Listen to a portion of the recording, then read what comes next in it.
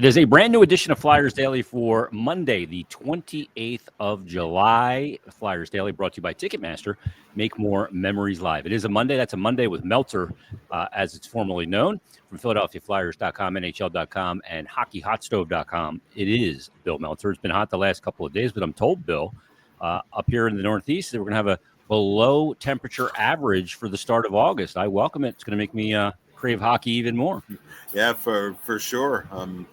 I've been in Texas where we've had this streak of 100-degree days, but I'm back in Philly tomorrow, so I could do with a little bit of cooler weather, and then apparently significantly cooler weather for a week because I'm going on the Flyers alumni trip to Ireland, and I'll be keeping a tour journal every day on the Flyers alumni website too. So awesome. Yeah, I've never been to Ireland before, so that'll be pretty cool. So yeah, I can actually do with some cooler weather. Wouldn't be the worst thing.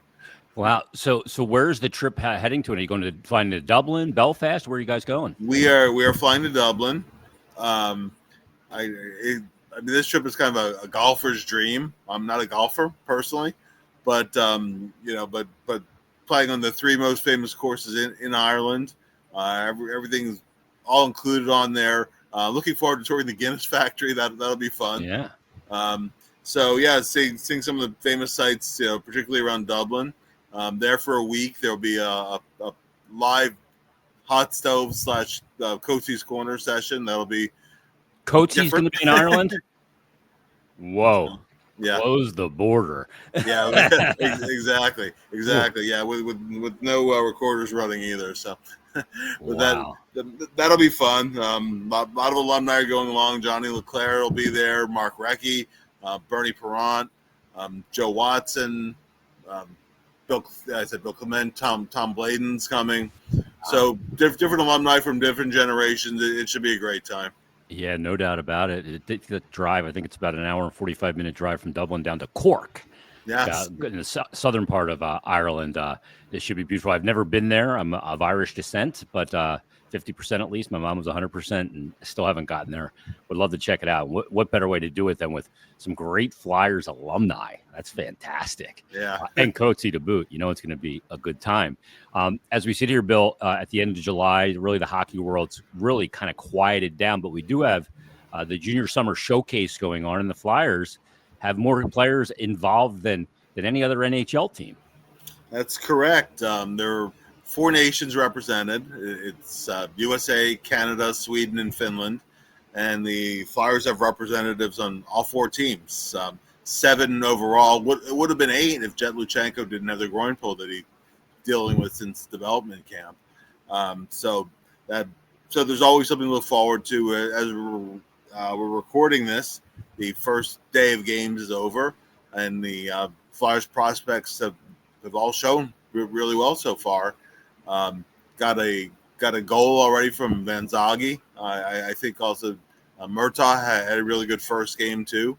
So it's good stuff. Heikki Ruohonen had assists in the first game that they played too. So those guys are off to a good start, and I mean the Flyers should be really well represented in the World Juniors this year.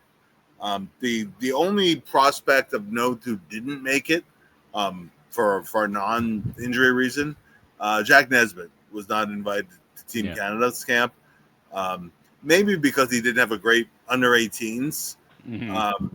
So he'll shoot for next year. If you don't go to the showcase, chances are you're not going to end up being on the World Juniors team.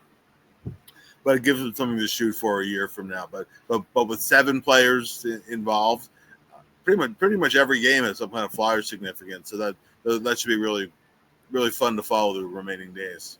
Bill, when you look at the Flyers prospect pool now, we talk about some of the obvious guys like Luchenko, obviously Martone, Nesbitt are high value names on that because of where they were drafted. But you mentioned Van Zage, who I can't wait to watch his development and come through the system, and obviously hope that he becomes a very pesky and annoying NHL player. But you look at some of the other guys too, some of the defensemen that they have in the system, and there's some pretty good ones in the system that could be coming along. Yeah, well, this will be the first year Oliver Bonk will be a rookie this year. I'm really interested to see how some of these guys Spencer develop Gill. over the next. I don't know and don't think there's a true number one in the group, but there's a number of guys I think that could be top 6 guys in the NHL. I'm really interested to see this year Emil Andrae. Yeah. I want to see how that numbers game is going to work out too, because Cam York is not going anywhere. I mean, he was Clearly. just extended long term. Drysdale is very much part of the plan.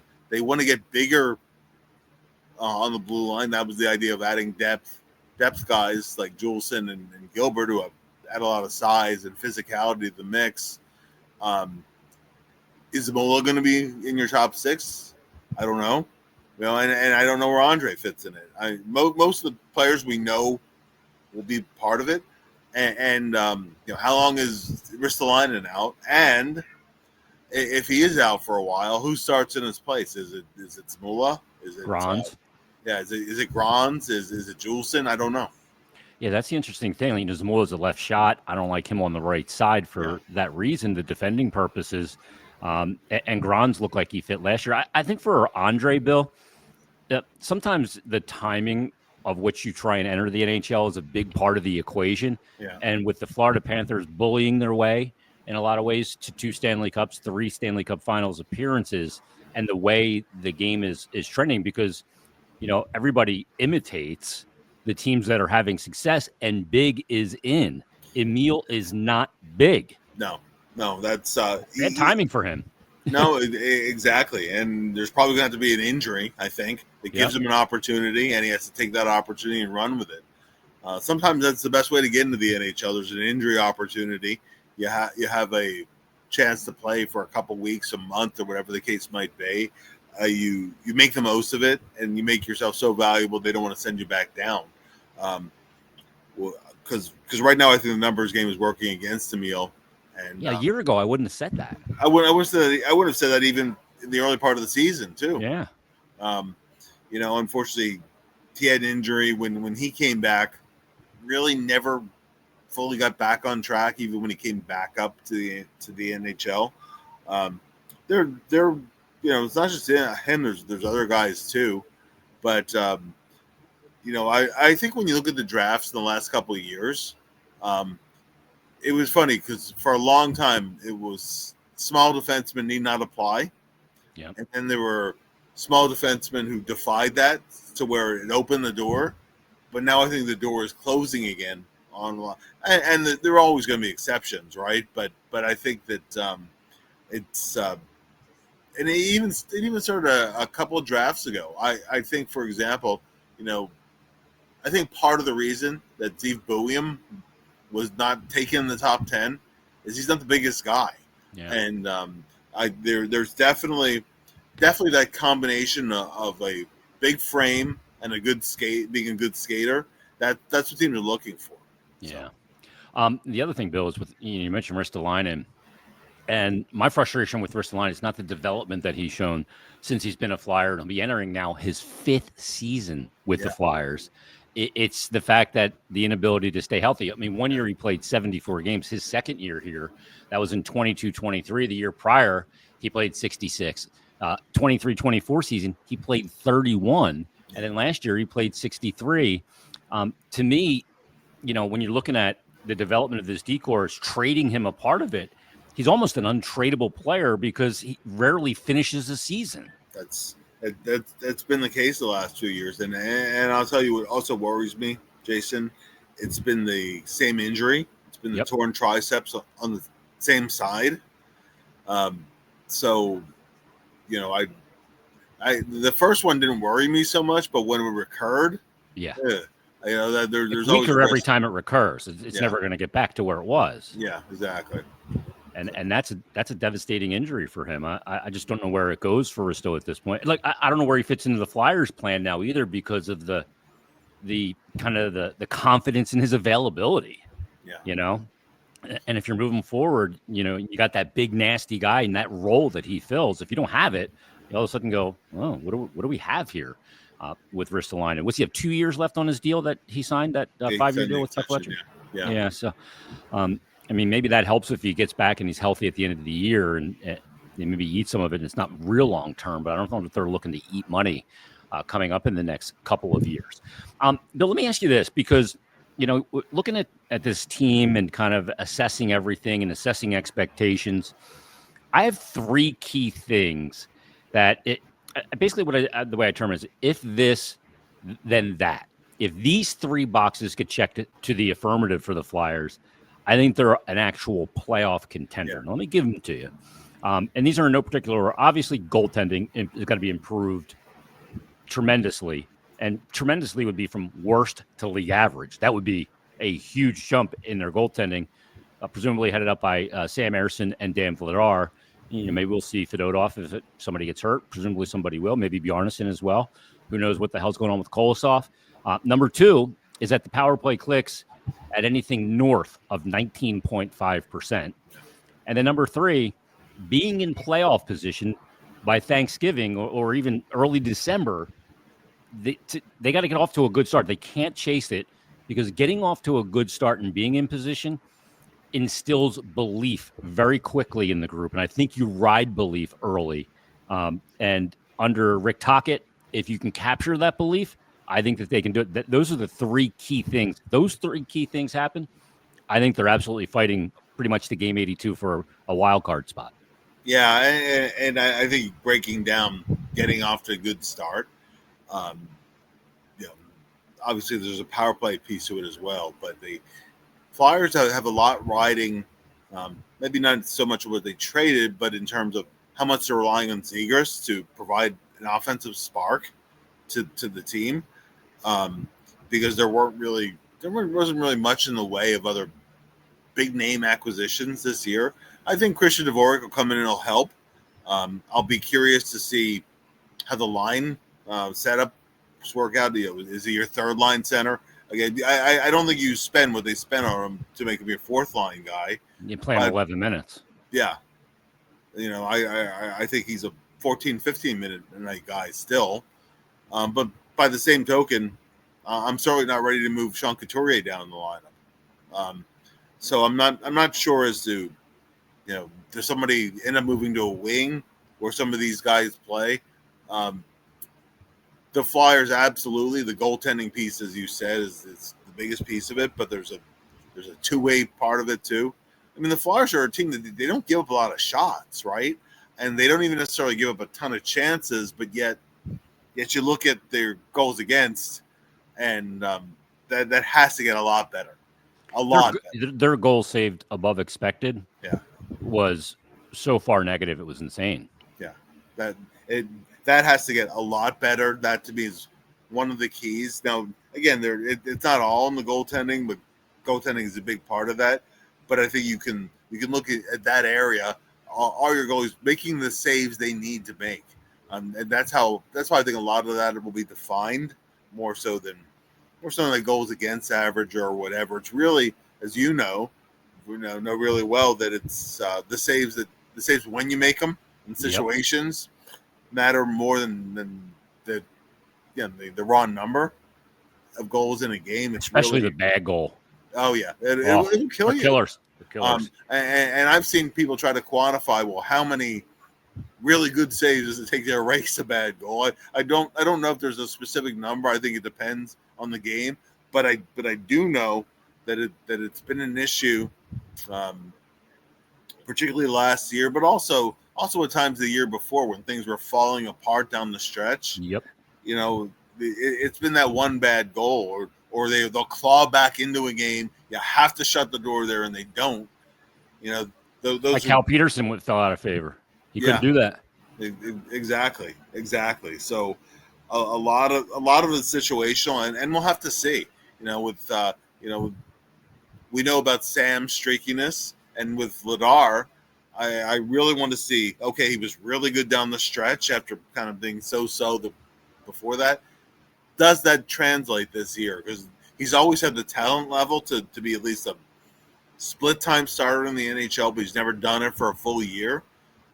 He has to. But both goalies have to keep the Flyers in a lot of games.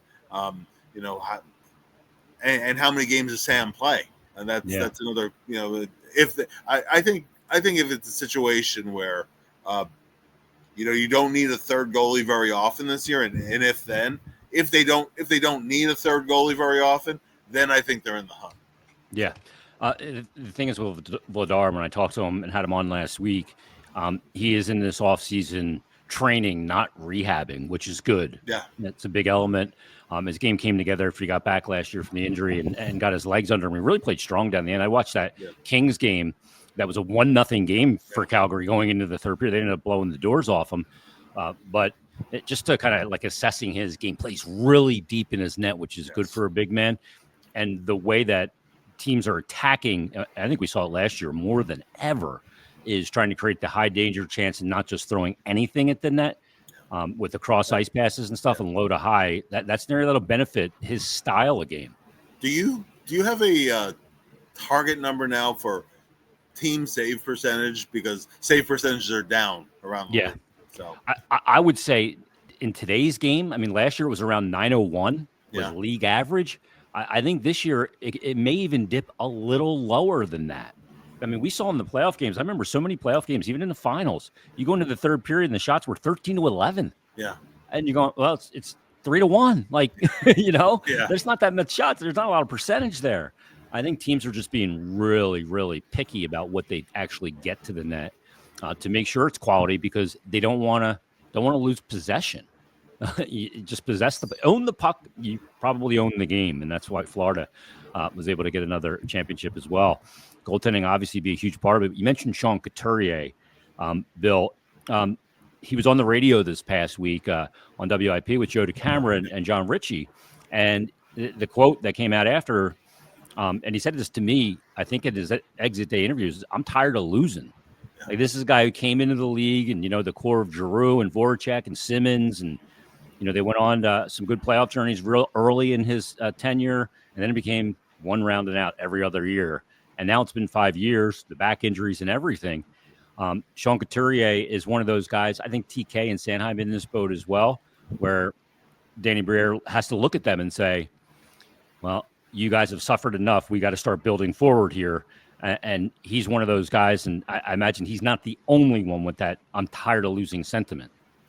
No, for sure. And when you're talking, too, about luring players, and we've talked about other factors, too, trading facilities, you know, travel and whatnot, too. But nothing sells a team like winning. And a promising future. Exactly. 100%, Jason, because now we're all the way back to 2020, you know, the bubble year, the bubble playoffs during COVID. Since the Flyers made the playoffs, but also since they got through a round. Yep. You know, so they need to actually get in and do something. They make a little bit of noise. There's been a home playoff game in Philadelphia, Bill, since 2018. 2018, yeah. Back to that Pittsburgh series, that game 6 that slipped away from them. The game, actually, that was one of Couturier's best games of his life. Yeah, that game. But that's crazy to think it was already 7 years ago. Yeah, that's bananas. It'd be 8 years come this spring when the playoffs start again. I mean, imagine some people say, well, they need to tank this year for McKenna. That would have been the prudent thing to do. But one thing you have to look at is if you were planning on tanking, next year you have all this money available, but you wouldn't have been able to spend it properly if you tank this year because the high price, really good free agents weren't going to look at you in a positive light. Yeah. They were going to look at you and go, you guys just tanked last year trying to get a number 1 overall pick. Yeah, you have all this money. So do other teams that have a promising future. You haven't shown me anything about a promising future yet. So that timeline's part of it. You got to improve this year. I think you absolutely have to. And that obviously doesn't mean a deep run in the playoffs. I don't think that's in the cards. But at the very least, being there at the end, you know, are you potentially in a position to make the playoffs? Even what Washington did, and Washington kind of snuck into the playoffs 2 seasons ago now against the Flyers. Against the Flyers, correct? In the final game this year, they took a big jump. But if you look at Washington's roster, it's still not an overwhelming roster with Ovechkin's really getting to the end of his career. It wasn't like they added a lot of big pieces. They're a very well coached team, and they got good goaltending and the rest of that this past year. But I don't think they ever added anything overwhelming. They really kind of made the most of what they had and found a way that works for them. I think the Flyers have to follow that kind of a model to at least hang in and see where it goes this year. So, and in terms of tanking from McKenna, well, what are the odds you get him even if you tank? That's the other part of it too. So yeah, I mean, some of the moves that Washington made prior to last year, Dylan Strome obviously still there, but Pierre-Luc Dubois. Yeah. You look at some of the Chikrin, obviously a part of that, Mangiapane. It changed everything for them. Yeah. Which leads me to my next question, Bill, because as we consider expectations, I look at where do the Flyers sit in the Metro Division? I don't think Washington won the division last year with 111 points. Yeah. I think they rode the Ovechkin thing. He missed time, came back, and was still obviously just an absolute farm animal. I think they rode the wave of that and just a magical year, and they instilled that belief throughout the season. I don't think they're a playoff team this year. That being said, obviously, I don't think Pittsburgh is either. I don't know what to expect from Washington. I think that I don't expect as many points as they had this past year, but I guess they're still a playoff team in a fairly. It's not a great division right now. I think the Rangers really, really underachieved last year. Mm-hmm. I don't know how much of a bump they're going to get under Sullivan. Maybe during the first year. I don't know. The Rangers seem to be kind of stuck in neutral right now. So I'm not sure what to expect from them. New Jersey, I don't know what they'll do in the playoffs, but they got to stay healthy. Yeah, that's a big piece of it, and Carolina will still be there. Again, what they do in the playoffs remains to be seen. I don't think it's been a long time too, Jason, since a team has come out of the Metro to get to the Cup final, which is kind of wild too. Since Washington? Since Washington, yeah. Wow. It's kind of become a middling division, honestly. Yeah. Columbus has promise, but I'm not overwhelmed by Columbus. So if you finish in one of the top three spots, you're in the playoffs regardless. Yeah. So, I don't know. Certainly, the wild card is you're competing with the Atlantic too. That's the problem too, right? So trying to get one of those top three spots is your best way in, because the Atlantic still has a number of good teams and a pretty decent chance that both wild card teams come from that division.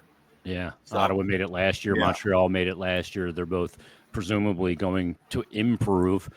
They should, I think. But, Boston finished bottom in that division. I don't know where they're going right now, but they look like they have some work to do there in Boston. And I don't know if it's a quick turnaround.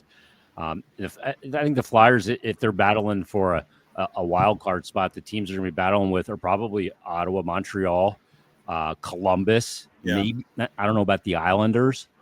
And the Rangers, I don't know. Yeah, I don't know. I mean, obviously the Islanders lucked into the first pick of the draft this year with some lottery luck, but I don't really know what to expect. They're still kind of marginal to me too. The Flyers are right in that bunch of teams where all those teams have some flaws. None of them are overwhelming teams, but there's also an avenue where they could overachieve enough to get into a postseason situation.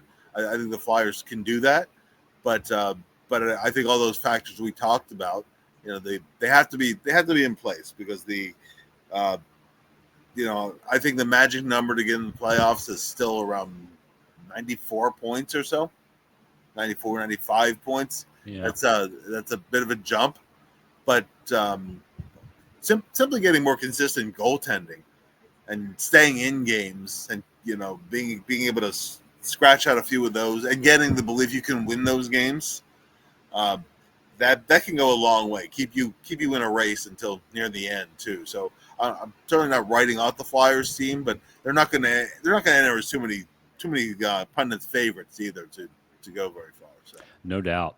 Last thing, Bill, I was reading this article, it came out a while ago. I remember bookmarking, and I just read it recently about rebuilds in the NHL.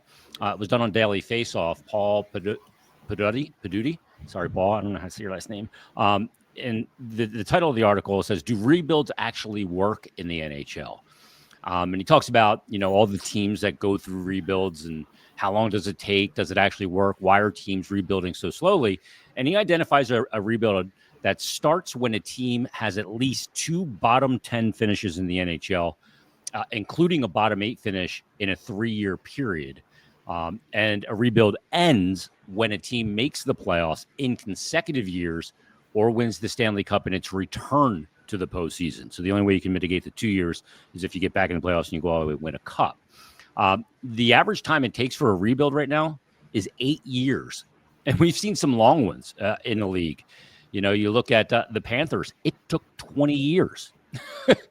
The Oilers, 15. Right. The Blackhawks before they from 98 to 2010, it was a 12-year timeline in the salary cap era. Some of the shorter ones were the Hurricanes. The Bruins were 4 years. Kings were 5. But these things, it's an average of 8.5 years to rebuild in modern NHL history. Does that shock you at all? It doesn't shock me because so many teams also do. At some point along the way, they'll take the one step back to try to take 2 steps forward, and it takes also. And I've said this. I don't know how many times I've said this, but it takes not just good design; it takes some good luck too along the way. You need that Braden Point kind of guy who you're not drafting in the first round. Right? Point and Kucherov were not first round picks. You need to actually strike gold in a few places of guys who play like real. They outstrip their value in the draft many times over. And if you had known that going, you would have drafted them higher to begin with. You need some good luck, and and that's not obviously something you can count on along the way. It doesn't surprise me. You have like Colorado did a partial rebuild, and then Duchesne was the guy that they were supposed to be building around. He ended up being traded. They took a step backwards.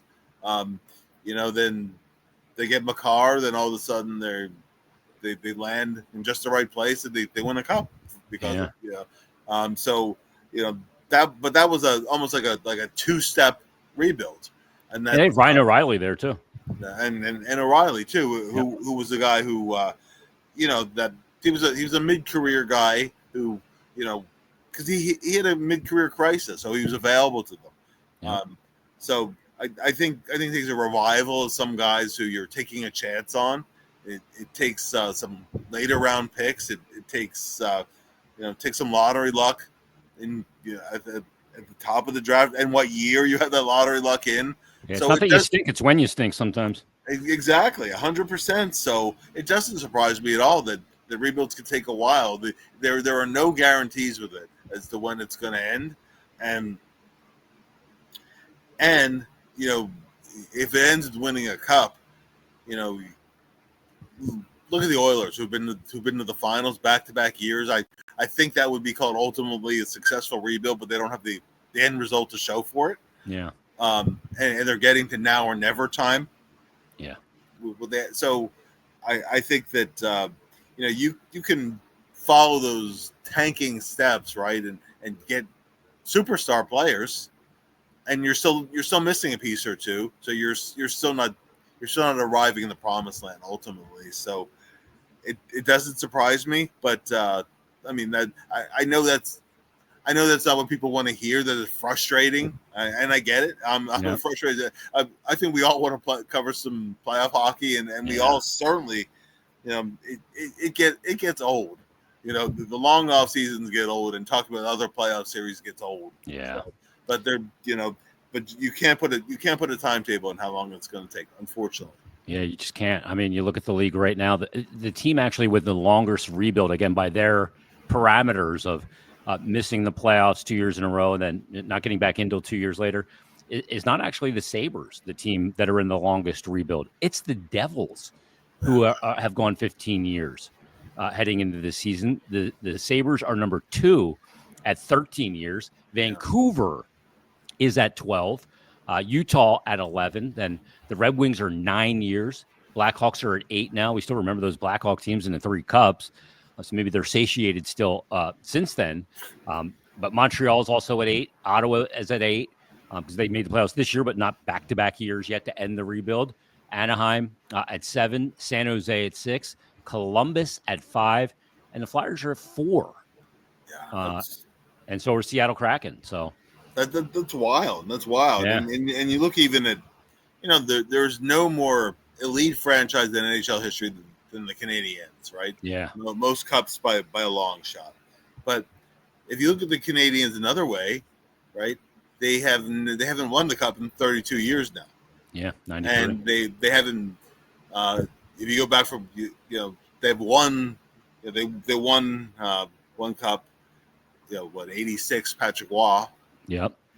And they've won cup since then, 93, which was kind of a Cinderella story. As to how and they went to one more in the bubble. In the bubble, as a team that wasn't even expected to go anywhere. They weren't supposed to be in the playoffs. Yeah. They had to play a play-in game. They beat the play-in series to beat Pittsburgh.